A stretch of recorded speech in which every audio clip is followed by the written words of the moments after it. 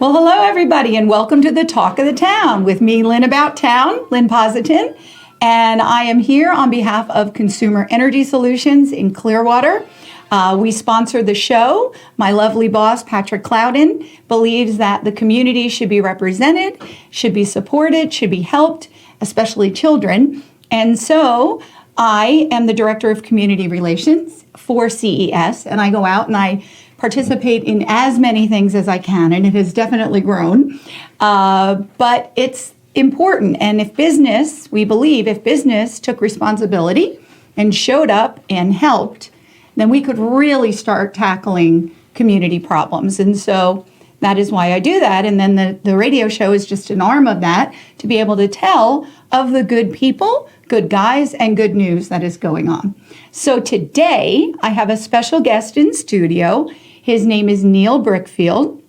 Hi, Neil. Hey, Lynn, how are you? I am very well, and I am really happy on a very short notice you came. Neil is, and I called him in my Facebook post, a super good guy. And so there's good guys and there's super good guys as far as I'm concerned. And Neil's name is one of those names that you will hear in passing that just keeps coming up for doing great things for youth and his community. And he keeps growing. Like I'm all over the place, he seems to be all over the place. We met up recently on stage at the Say No to Drugs race, which was in its 30th year, and we'll talk about that a little later. But he was there because was the Say No to Drugs race able to give you a donation for your programs? Yes, for the second year in a row, the Say No to Drug race supported the Pinellas County Sheriff's Police Athletic League. And we actually have the Drug Free Foundation, Foundation for a Drug Free World? Foundation for a Drug Free World, I'm sorry. That's okay. Come in and teach our kids the truth about drugs. So I work in Lellman. Lellman's in the unincorporated area between Pinellas Park and St. Petersburg. There's no local government, it's the county government. High unemployment, high arrest, high crime, everything you'd want, low is high. Mm-hmm. Lots and lots of drugs, and we have these dreadful mobile home parks with substandard living, and they're filled with drug dealers because that's the only place they can live. Mm. So drug and drug education is very real to the kids, and they're getting a dealer's side of the story over and over again. It's important to me, it's important to us that these kids get the facts about drugs, and that's why we're so excited that they come in and teach the truth about drugs, and that they support PAL. I will tell you this, I got a few kids, not a lot, but a few kids, who have lived in situations where if your parent, and it's almost always one parent, can't make the rent, the landlord is also the meth dealer. So your option is cook meth to work off the rent. No kidding. So if you're a kid and your parents doing what they have to do to survive, right? You still need a house, and you're watching that, what are you learning? And where are you getting the other side of it, that these things are really harmful things and dreadful things to do to your body? These are poison. You're poisoning your body. That's right. Right. So, I don't know if you know, but I actually do the Drug Free World program as well. Julietta does it for us. Yes, right. I know. You have the top notch girl to do it. That's for sure. You went right to the president of the foundation. I will tell you, Julietta came in, and I got little kids, elementary, kindergarten through fifth grade at one location. Then I have middle and high school kids, and she came in to teach the middle and high school kids. She was there like 8 consecutive times before a kid finally started opening up and relating to her. They were all sitting there cross-armed. Mm-hmm. They weren't going to say a word, because what's the word, right? Say nothing, right? And then finally, when that one child spoke out, the dam burst, and they really opened up to her. She's doing it again. In fact, she was there this afternoon. This is her 3rd or 4th go-around teaching it, and we get new kids, so That's great. Yeah, you have to keep looping it through. I admire Julietta so much because I've been doing some aspect of Drug Free World since I met her years ago, actually probably 8 years ago. And she was, she's young and beautiful now, but she was really young, She's been doing this a long time when no one was confronting it. So to me, my hat's always been off to her because of what she does. The program itself is wonderful because it goes on all over the world and volunteers run it, you know? I mean, you pick it up, you figure out a way to do it. And so with me, I try to represent business and I go in and do it in other ways, you know, Right. and try to get our help and get the booklets out and the education go. So it's a beautiful thing. And for anyone, drugfreeworld.org is the website. There is also a center at 41 North Fort Harrison Avenue in downtown Clearwater. And all you have to do is walk in. All the materials are there. Really good people are there. And you can figure out how you can participate as well, or for your club, or like Neil. Neil's got a pal. And he's figuring out clever ways to get these materials out and to get to the kids. So promise you there's some way you can get involved with Drug Free World, the foundation, and drugfreeworld.org is your website for that. So today, I wanted to talk to you in general about not just Lellman, but you know, you've been doing this a while. How long have you been doing the PAL program? A little over 5 years. I walked through the doors. Wow. So actually, when I met you, you were very new at it. I always felt like you've been doing it for like 20 years because you were so like spot on. No, I never expected to be working with kids in a bad neighborhood. That wasn't in my life's plan, and the opportunity just came up, and I walked in and I did what you would have done, Lynn, or anybody else, right? I looked around at the neighborhood these kids were living in and thought, these kids deserve better than they're getting. I happen to believe that your opportunities for a kid shouldn't be limited just by the neighborhood you're growing up in, or so. We have a very generous community. We have a very fortunate community here in Pinellas. But when young people are hurting, what would you do, right? You couldn't sit there and pretend you didn't see it. Exactly. You have to step up. So Yeah. that's what I did, and I'm glad I did. Yeah, and I mean that goes on all over the world, and people who see, you know, the connection to people. I think that's the beautiful thing I love about what Neil does, is because Neil is similar to what I do. When I see someone doing something good, I don't try to reinvent the wheel. I join forces, and then I put those two forces together and get something done. And from the moment I met you, I don't know, years ago at an event, I saw that you were willing and eager to do that, and I thought, that's a good man, because number one, it's smart, and number two, you can't do it all alone. You cannot. We partner with anybody across our tracks, right? Because you're right, there's a limit to what you can do. We're a nonprofit. There's only so many dollars in so many days. So Truth About Drugs is one. We partner with Suncoast Haven Arrest Rescue Mission and Tree of Life Church. They cook for our kids between those two churches 5 nights a week. So every night at 5:30, we kind of shut down our activities. Everybody gets something to eat. Most days they're outstanding. Some days it's all volunteer driven. Exactly. I can always tell which kids are doing well and which families are struggling. You just watch what they eat day to day. Now, you know, if it's chicken nuggets, every kid wants 50 of them.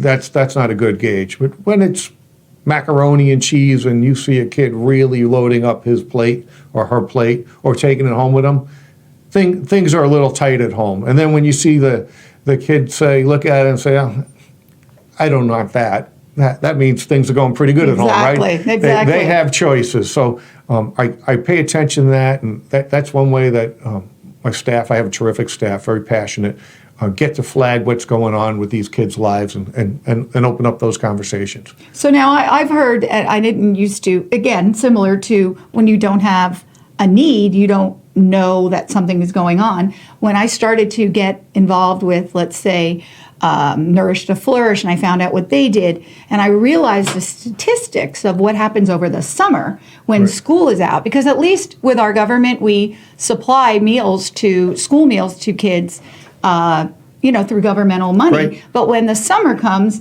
it was like this missing, you know, crevasse that people didn't even know was going on. So what do you guys do over the summer? I mean, because you're doing it anyway, right? It's not connected with school. So that program's called a Break Spot, and we get snacks every day from the school system. Those are free. And then during the summer, we get a snack and we get lunch for every kid in our program. But in addition, we're what's called a Break Spot. So anybody under the age of 18 that walks in, we have food for them. So some of our locations, we get a lot. Some of our locations, doesn't seem like anybody comes in. Break spots are a big, big deal. The Juvenile Welfare Board, which is one of our funders in the Pinellas County School System, have been wonderful working in Lellman.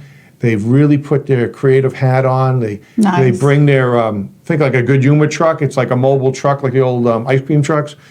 They bring it into Pinellas County Housing Authority property where we have a center.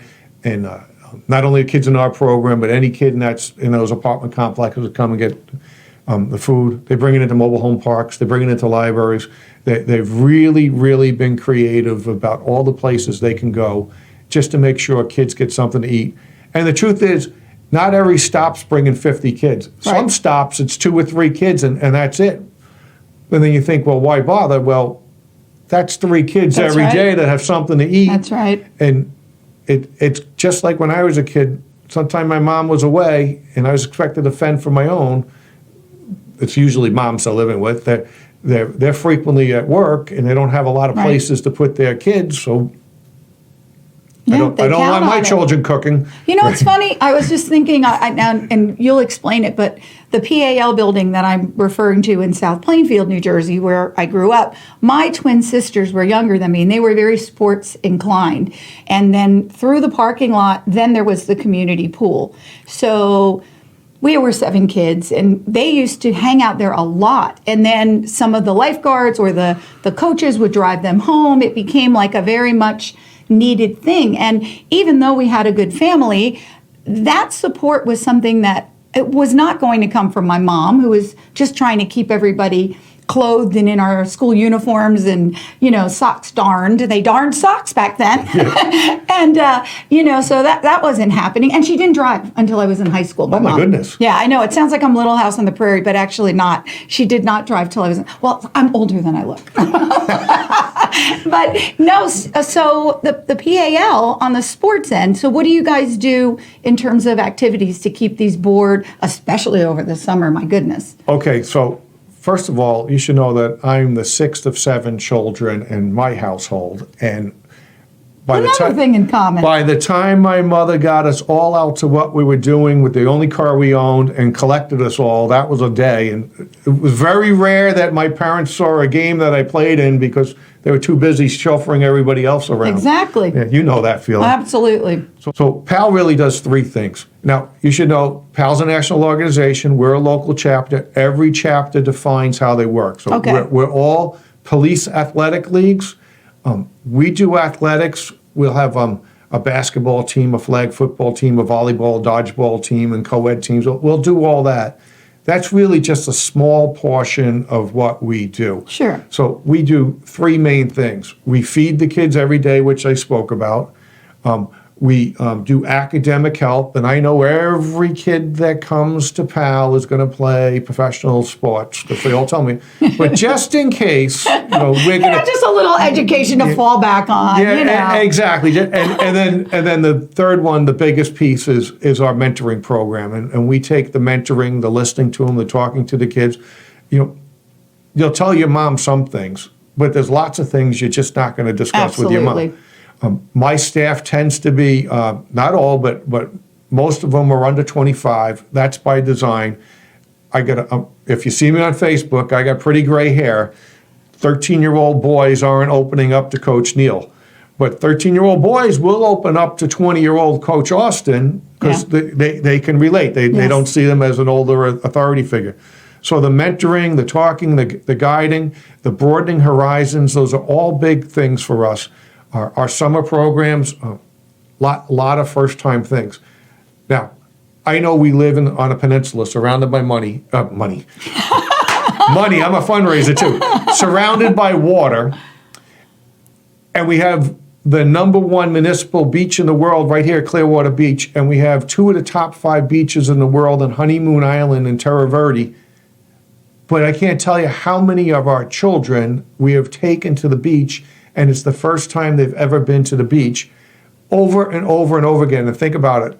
We take them to the #1 rated beach in the world, which means every time they go to the beach after that, they're going to be disappointed, exactly. Right? I thought that way when I moved here. I'm like, why do people go to Aruba? I've been there. It's beautiful, but Look at I'm this. saying just take a kayak out to Honeymoon Island. So that's big things and small things. Big things like we have a trip to Washington, D.C. in the summer. We do a 1 week long college tour if you're going into junior or senior year. So do the mentors help kind of spot the ones that will be able to go into these programs? Because, I mean, a kid Yes. isn't going to know that. But we advertise it, figure it- and we start recruiting our own kids. Okay. Now, the older they So get, there's some assessment process or something, yeah. Sure, because if you just open it up, you get a lot of kids who want the trip and they're really not interested Absolutely. in seeing the colleges.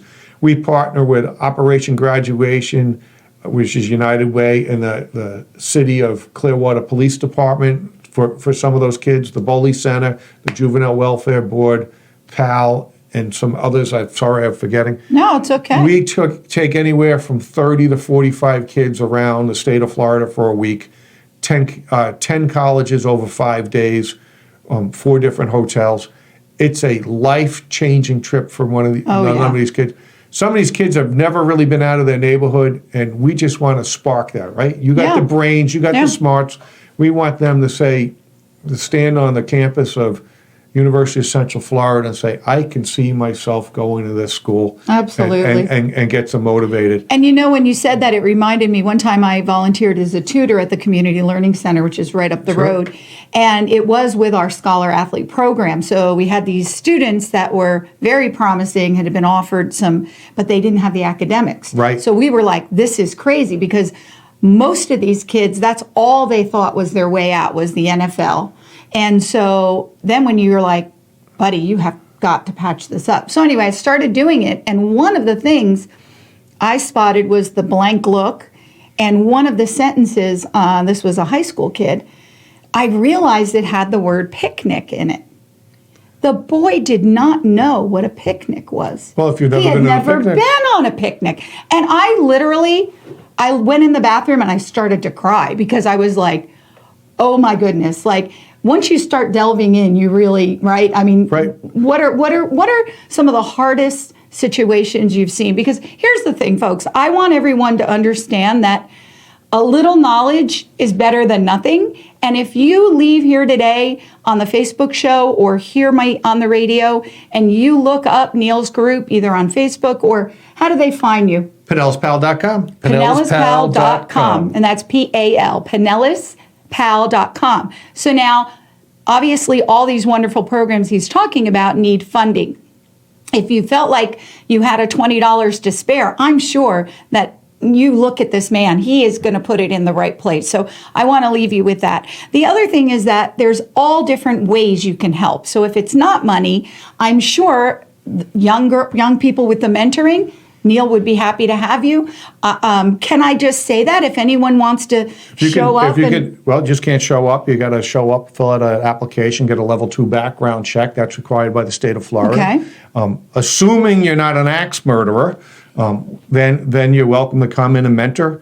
We always have volunteer opportunities. I can tell you that it's Christmas week, and the thing I'm working on right now is we have 83 kids and their families that we're covering for Christmas.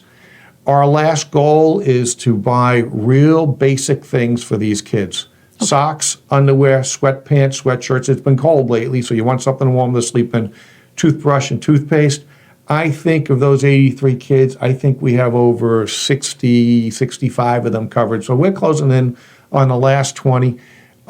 Socks, underwear, toothbrush, toothpaste, sweatpants, sweatshirt, that costs about $50. If you're inclined to help on something like that, PinellasPal.com, or you can call Coach Michelle at 521-5315.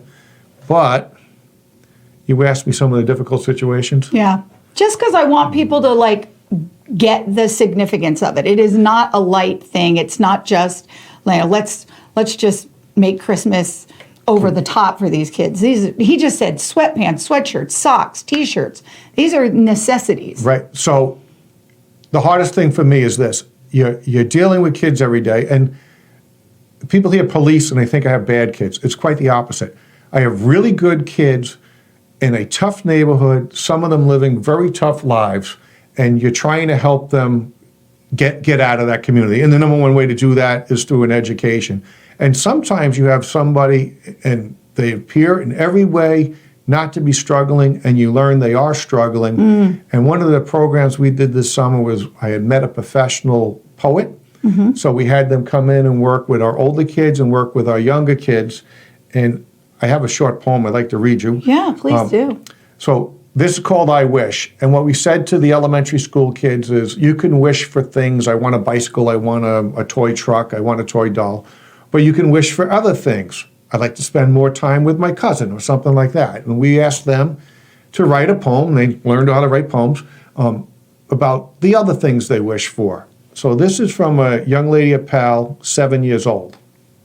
I wish my mom stopped being mean to me. I wish my mom would stop yelling at me. I wish my mom would play with me. I wish my mom takes me to the park. Just be happy. I wish I had a family to love me. Wow. So,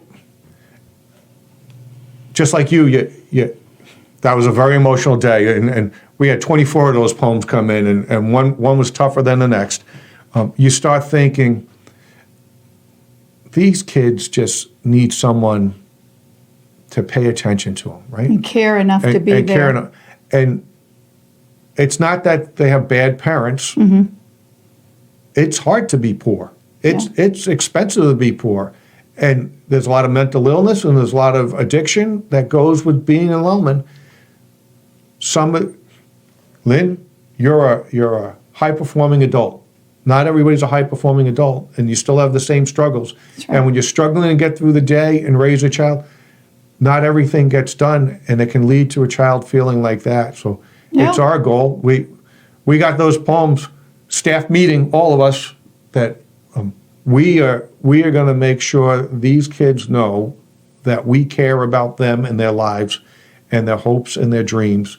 And we can't deliver on everything, but we can be the friendly adult, the good model, an excellent mentor, and somebody who's paying attention to them every day.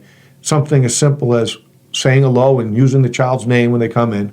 Acknowledging them, yeah. Acknowledging, or making sure that they know that they're good kids, not bad kids, that they have a future, that everything that me or you or anybody else would want in life, they can get it if they go in the right direction, and kind of guide them along there. And any walk of life, and that is like you said, I'm a high-performing adult. You're welcome. I'm an HBA.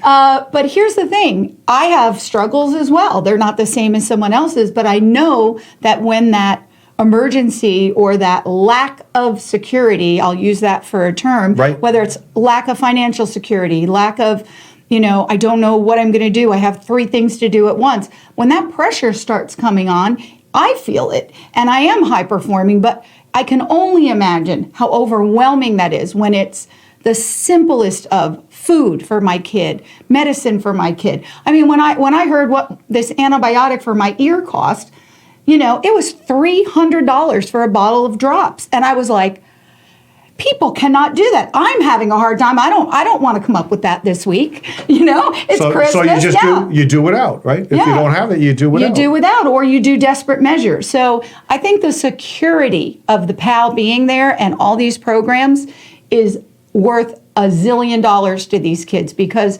yes, when those pressures come on and they are getting yelled at least they know you're there. And maybe it's going to be a rough night, but I bet you they're going tomorrow. Tomorrow I'll get there. I'll be acknowledged. I'll get a good meal. I'll be able to smile. Anyway, it's a beautiful thing. Well, we go out of time really fast. It's almost there. I want to thank Neil. I want to tell everyone on Facebook that they should go to PinellasPal.com. PinellasPal.com and go to Winter Wonderland, because Winter Wonderland on the corner of Drew and Fort Harrison in downtown goes through the 22nd, and all proceeds of toys. If you go, bring a toy. If you go, bring non-perishable goods. Maybe they could even bring the sweatshirts if they wanted. Why not? If you like, I picked those up, a carload of toys, carload. Couldn't see out the back window, and we're going to get those toys out to those kids. In fact, it's because we're getting those toys from you folks that we can shift our focus to the toothbrush, toothpaste, sweatshirts, sweatpants, underwears and socks. Beautiful. Well, we're wrapping it up. Neil, thank you for coming. I think you are a super duper good guy. Mwah. Wow, and a kiss. Yeah, and a kiss. And I say bye-bye to everyone in Facebook land and the radio. Please join us next week, and we're going to give you our Christmas wishes. Bye-bye, everybody.